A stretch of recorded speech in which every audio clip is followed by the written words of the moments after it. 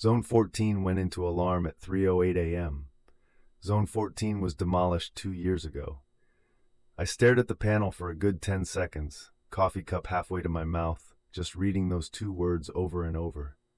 Zone 14, smoke. The red LED pulsing in that slow, patient way Simplex panels do when they're not kidding around.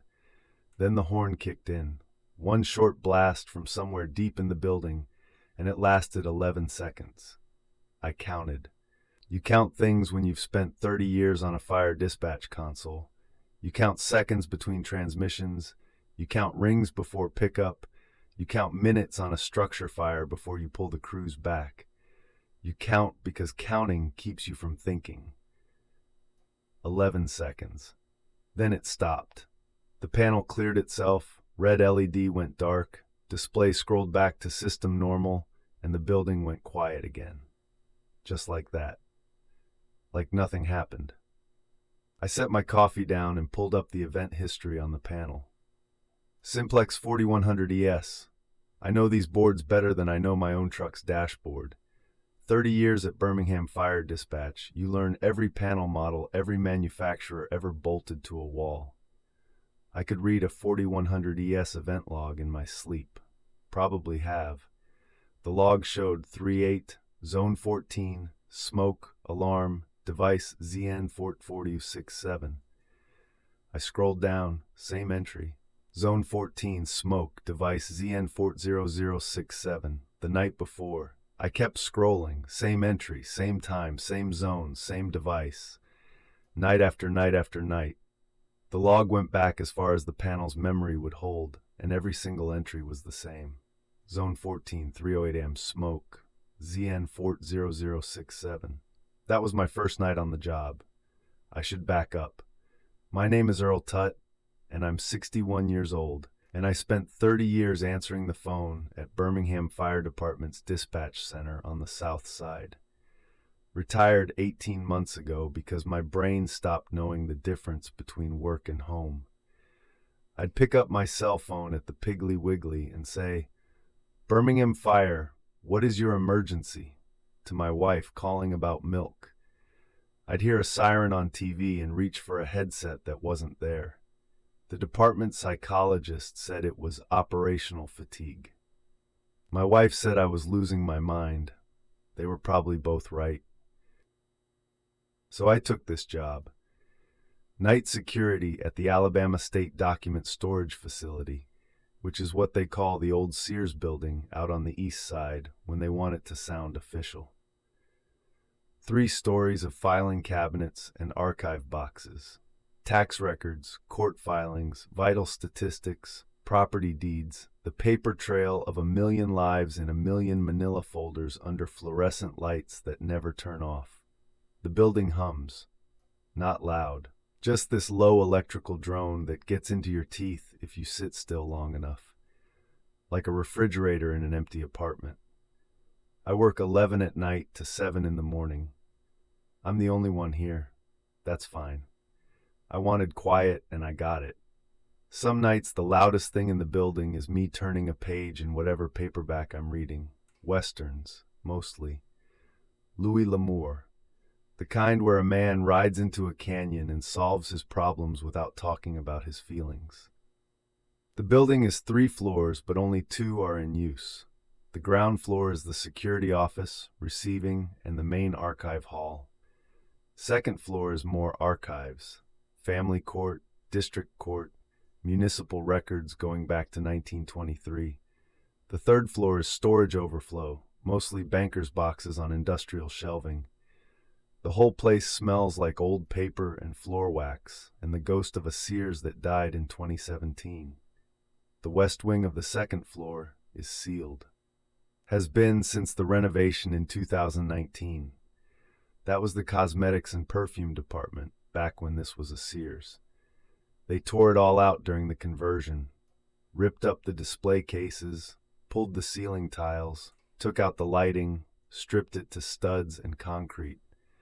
Then they decided the budget couldn't cover finishing it, so they sealed it with a fire-rated door and left it. Raw concrete and cut wires and darkness behind a steel door with a deadbolt. My key ring has a key for it.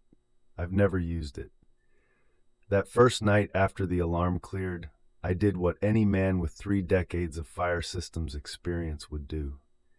I looked up Zone 14 in the panel programming. It wasn't there. The 4100 ES has a programming menu you can access with a service code. I know the default code, most dispatchers do, because we'd walk building engineers through alarm resets over the phone at 3 in the morning. I pulled up the zone map, Zone 1 through Zone 13, Zone 15 through Zone 22, no Zone 14. The address space where Zone 14 should live was blank. Not disabled, not masked, not in trouble. Blank. Like it never existed. But I'd just watched it alarm. The panel had displayed Zone 14 in clear text. The horn had sounded. The event log had recorded it. A zone that doesn't exist in the programming had activated with a device serial number, ZN4T0067, that doesn't appear in any device table in the system. I called the alarm monitoring company the next morning. Central Station Monitoring out of Huntsville. I asked if they'd received a Zone 14 alarm signal from our panel overnight. The woman on the phone checked their logs and said no, nothing from our building. No Zone 14 signal, no signal at all. The alarm never left the building. I told myself it was a glitch. Old building, old wiring, maybe some residual charge in a line that was supposed to be dead. I've seen stranger things on dispatch. Panels that throw phantom troubles during thunderstorms, water flow alarms triggered by temperature changes, pull stations that activate because a janitor bumped them with a mop handle. There's always an explanation.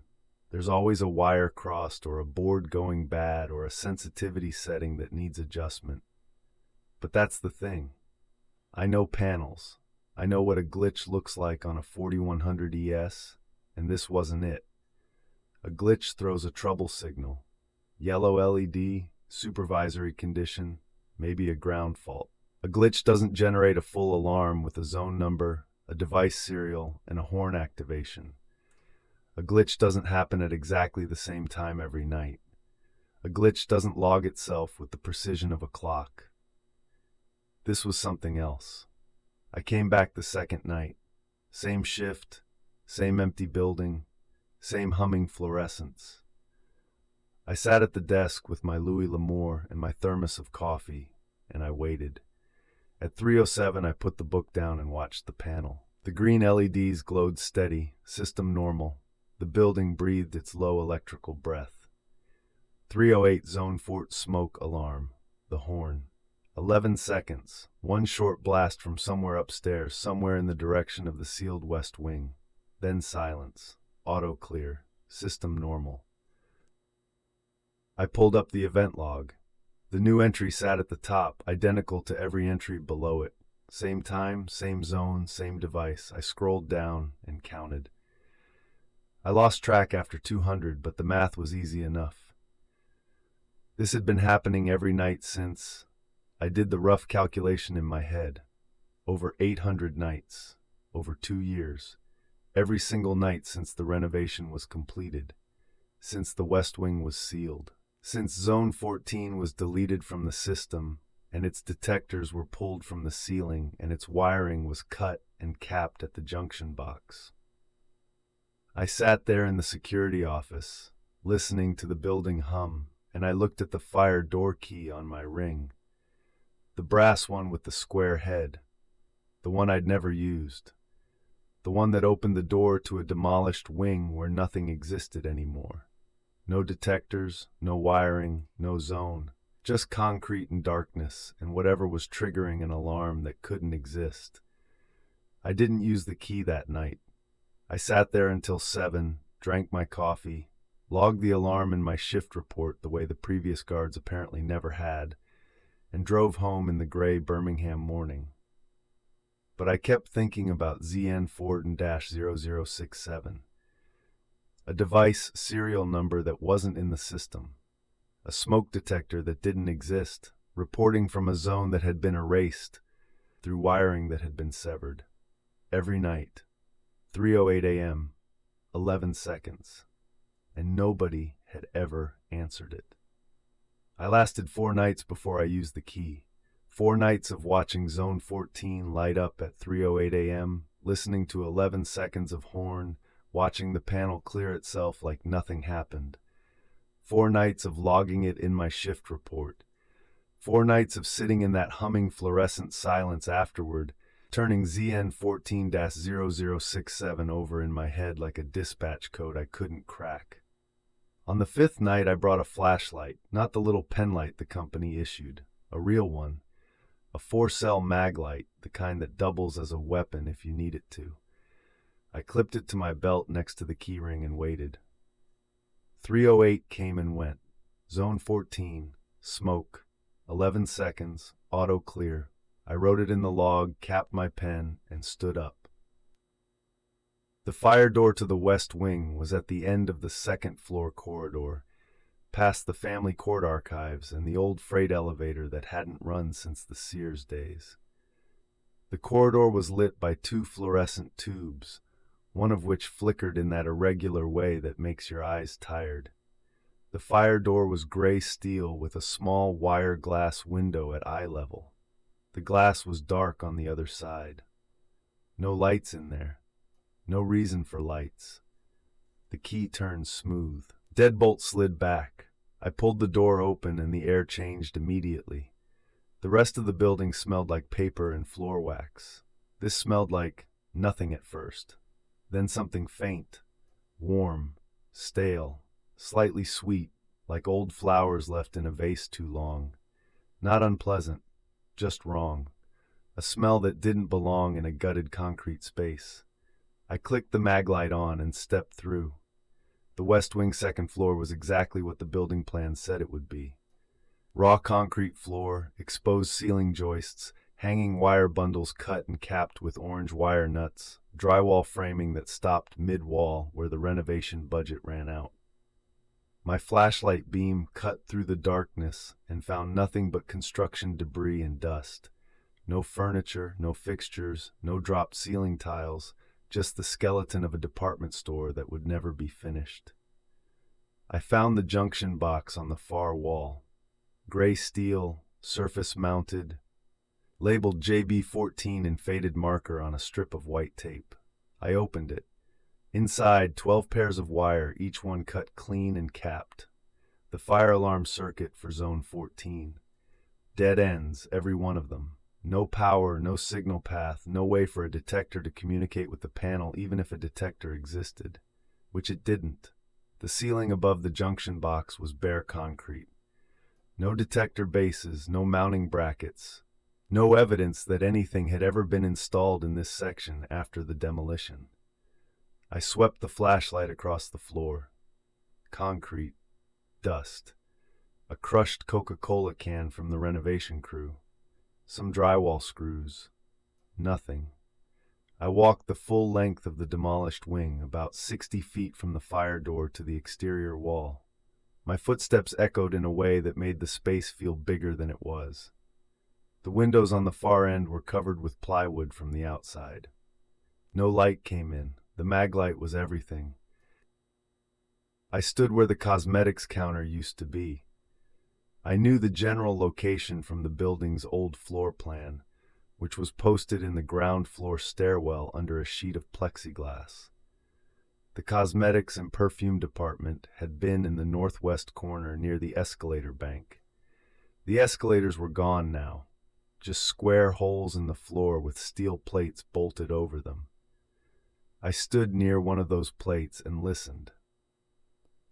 Nothing. The silence in the sealed wing was different from the silence in the rest of the building. The rest of the building hummed. Electricity, climate control, the drone of systems keeping paper alive.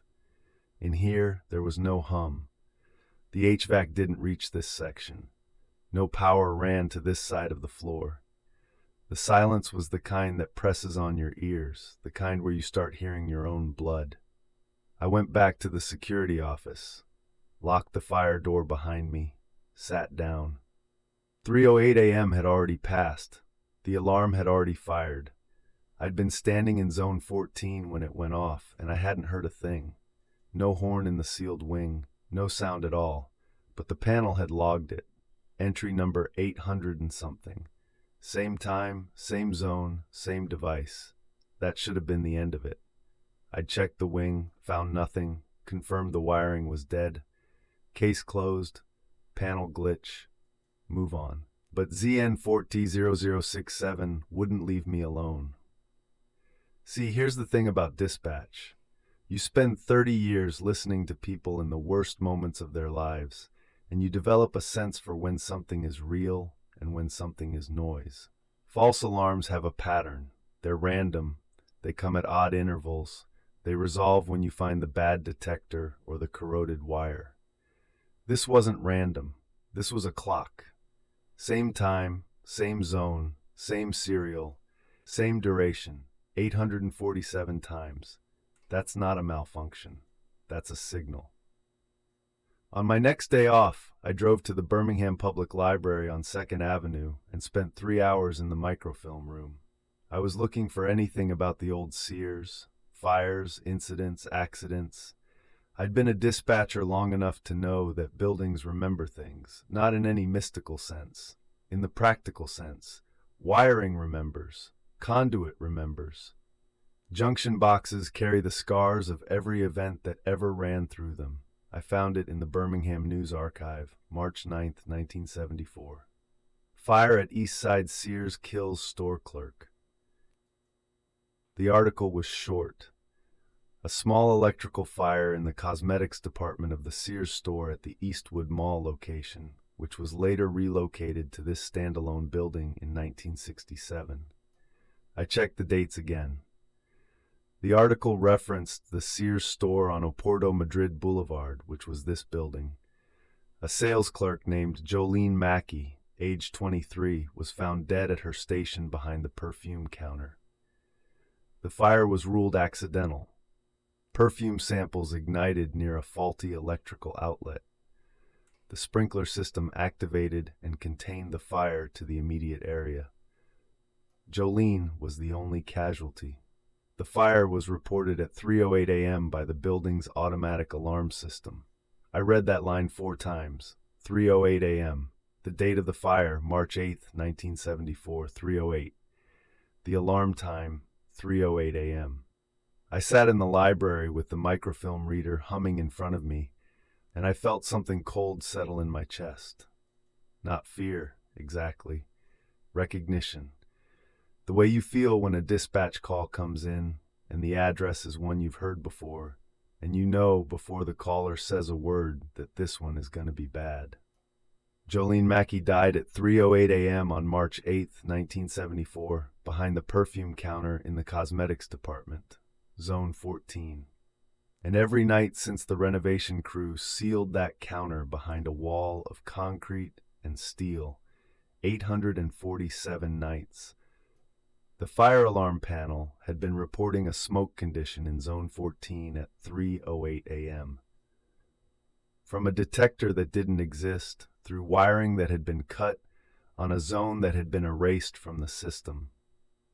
847 nights, and not a single guard before me had logged it. I drove home in the morning light, parked in my driveway, and sat in the truck for a long time. My wife was already at work. The house was empty. I held the steering wheel and thought about Jolene Mackey, 23 years old, working alone in a department store at 3 in the morning, probably restocking, probably doing inventory, probably bored out of her mind the way night workers always are. And then a spark in a faulty outlet, and perfume samples catching, and smoke rolling across a cosmetics counter that nobody was watching because it was 3:08 a.m. And who watches anything at 3:08 a.m.? I do. That's who. I watch things at 3:08 a.m. That's my whole job. That's been my whole life. I went inside, set my alarm for 9:30 p.m. and tried to sleep. I couldn't. I kept seeing the panel display. Zone 14, smoke, alarm, and underneath it the device serial that shouldn't exist, ZN140067. Who was ZN467? Not what, who. I needed the building's original fire protection plans, and I knew exactly where they were, because this was a document storage facility. This building was full of records. Somewhere in those filing cabinets and archive boxes, the original Sears fire protection engineering drawings were sitting in a folder, waiting for someone to pull them. The next night, I went looking. It took me 2 hours to find them. The building records were on the 3rd floor, section G, row 14 through row 18. Property files, building permits, engineering drawings, all the paperwork that follows a commercial structure from groundbreaking to grave. I found the Sears fire protection plans in a cardboard tube, rolled and rubber banded, filed under the original construction permit from 1967. The rubber band snapped when I pulled it off. The paper inside smelled like dust and decades. I unrolled the drawings on the security desk and weighted the corners with my coffee cup, my flashlight, a stapler, and the shift log binder. The plans showed the original fire detection layout. Every detector, every pull station, every horn, every zone boundary. The cosmetics department, northwest corner, 2nd floor, was designated Zone 14. 6 smoke detectors, ionization type, Simplex model 298-9201, installed 1973 as part of a system upgrade. Each detector had a serial number penciled in next to its location symbol on the drawing. The detector nearest the perfume counter, the one closest to where Jolene Mackey was found, was labeled 0067. I put my hand flat on the drawing and held it there. The paper was cold. Old paper is always cold, I told myself. That's just how basements and filing cabinets work. But my hand was shaking, and it wasn't because of the paper temperature. 0067. Detector 0067. Installed in 1973 in Zone 14 of a Simplex system that was ripped out and replaced with the 4100 ES in 2018. The old serial numbers, 4-digit mechanical era punch card format, were completely incompatible with the 4100 ES firmware, which uses 8-digit alphanumeric device addresses. ZN140067 wasn't just a device that didn't exist in the current system. It was a device that couldn't exist. The panel didn't have the architecture to generate that serial format. It would be like a modern cell phone receiving a telegram. But there it was. Every night. ZN42-0067. Reporting smoke in a zone that had been erased through wiring that had been severed from a detector that had been pulled from the ceiling and thrown in a dumpster 6 years ago. I pulled the 1974 fire investigation report from the same file section. It was a standard BFD incident report. I'd read 1,000 of them in my career, typed most of them, filed all of them. Incident number 740308. Sears, Oporto, Madrid Boulevard. Time of alarm 308. Zone of origin 14, cosmetics department. Initiating device, smoke detector, Simplex ionization, serial 067. Cause, electrical fault, outlet receptacle, perfume sample display. Casualties, 1. Mackey Jolene R., employee number 067, 1950, DOD 0308, 1974, employee number 0067. The same number as the detector, the same number as the phantom serial on the panel. I sat at the desk for a long time after that. The building hummed around me. The fluorescents buzzed. My coffee went cold, and I didn't drink it. I read the fire report 3 more times, looking for something I'd missed, some explanation that would make ZN440067 a coincidence. I didn't find one. Jolene Mackey, employee 067, worked Zone 14, died at 3:08 a.m. on 3/08/1974. Detector 0067 was the first device to report the fire that killed her. And now, 52 years later, A panel that never knew her name and couldn't read her serial number was reporting her alarm every single night at the exact minute she died.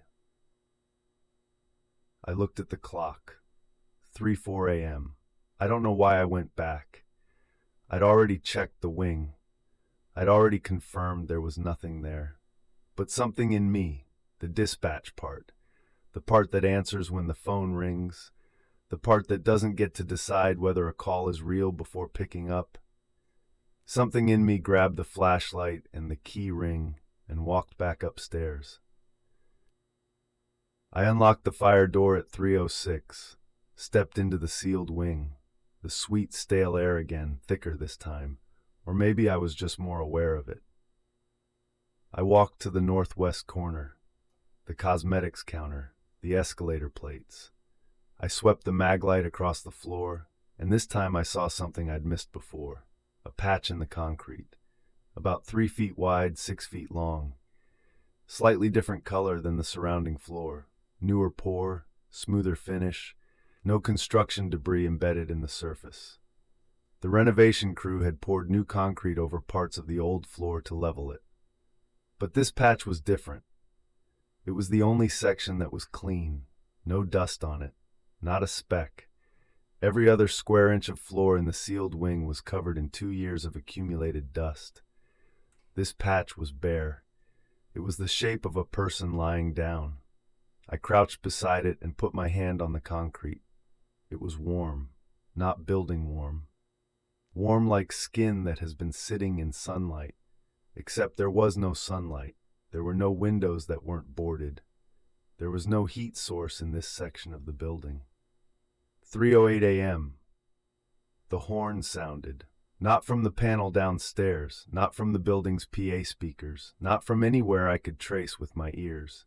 It came from the walls, from the floor, from inside the concrete under my hand. A low, steady tone. The Simplex alert tone. The same one I'd heard 1,000 times from 1,000 panels in 1,000 buildings, but muffled, dampened like it was traveling through solid mass to reach me. 11 seconds, I counted. Then silence. And then the smell. Not stale flowers this time. Perfume. Clear, distinct, unmistakable. Chanel No. 5. The kind they sold at the cosmetics counter in 1974. The kind Jolene Mackey probably wore because employees got a discount and 23-year-old women who work perfume counters wear the product. It was there for maybe 5 seconds. Then it faded, and the air went back to dust and concrete and nothing. I stood up. My knees cracked. My hands were steady now, which surprised me. You'd think they wouldn't be. But 30 years of dispatch teaches you something about emergencies. The ones that really matter are quiet. The big ones don't come with screaming. They come with silence on the other end of the line, and you learn to sit in that silence and wait. Because sometimes, waiting is the only thing you can do. I walked back through the sealed wing, stepped through the fire door, locked it behind me, went downstairs to the security office. The panel display read System Normal. I pulled up the event log. The newest entry sat at the top. Zone 14 smoke alarm device ZN44-067. Entry number 848. I pressed the acknowledge button. The panel beeped once. The entry marked itself as reviewed. That was 3 months ago. I still work the night shift at the document storage facility. I still sit at the desk with my Louis L'Amour and my thermos. I still watch the panel. Every night at 3:08 a.m., Zone 14 goes into alarm. The horn sounds for 11 seconds. The panel auto-clears, and I acknowledge it. I never open the fire door again. I don't need to. I know what's on the other side. A concrete patch that won't collect dust, and a detector that was ripped out of the ceiling before I ever set foot in this building. Jolene Mackey, employee 0067, still reporting from Zone 14, still triggering her alarm at the exact minute she died. Every night for 840-some nights, and she'll probably keep going for 800 more. I don't tell anyone about it. What would I say? The alarm company doesn't see it. The monitoring system doesn't log it. The zone doesn't exist in the programming. If I wrote it up as a maintenance issue, some technician would come out, run a diagnostic, find nothing wrong, charge the state $400 and leave. And the next night at 3:08, Zone 14 would alarm again. Because it isn't a malfunction. It's a report. It's someone doing their job the only way they still can. I acknowledge it every night. I press the button, the panel beeps, the entry marks as reviewed, because that's what you do. That's what I did for 30 years on the dispatch console. Someone calls, you answer. Someone reports, you acknowledge. It doesn't matter if the caller is still alive. It doesn't matter if the alarm is coming through wiring that was cut and capped and buried under 6 inches of new concrete. The signal came in. Someone has to log it. Last night was entry number 939, Zone 14 smoke. 3:08 a.m. Device ZN4 Jazz